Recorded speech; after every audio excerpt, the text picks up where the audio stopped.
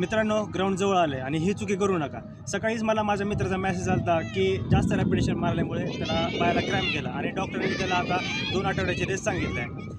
आता भरतीच्या जवळजवळ अशा खूप गोष्टी होतात जेणेकरून भरतीला जायच्या टायमिंगला आपलं फिजिकल चांगलं असून सुद्धा ह्या छोट्या मोठ्या गोष्टीमुळं आपलं फिजिकल कमी पडत असतं. प्रॅक्टिस करताना थोडं लक्ष देऊन प्रॅक्टिस करा. स्प्रिंट वगैरे मारताना कॉम्पिटिशन करू नका एकमेकांसोबत. आपल्याला स्वतःसोबत कॉम्पिटिशन करायचं आहे. आपण जी स्प्रिंट मारतो त्याला फक्त चांगलं बेटर बनवायचं आहे. गोळा टाकताना कधी पण जास्त पॉवरीने गोळा टाकू नका. आपल्या जी पॉवर आहे तीच पॉवर ट्राय करा आणि जेणेकरून नीट गोळा टाका, जेणेकरून हाताला इजा होणार नाही.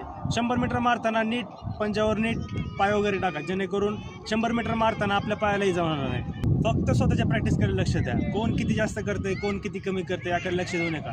फक्त मी कसं चांगली प्रॅक्टिस करू, मी कसं माझं फिजिकल चांगलं बनवू, फक्त याकडे लक्ष द्या. आणि अशाच माहितीसाठी मला फॉलो करा. भले ग्राउंड होईपर्यंत का असेना, भरती होईपर्यंत का असेना, आपण फॉलो करा, जेणेकरून तुमचं ग्राउंड चांगलं होण्यास तुम्हाला मदत व्हावी. प्रॅक्टिस करा.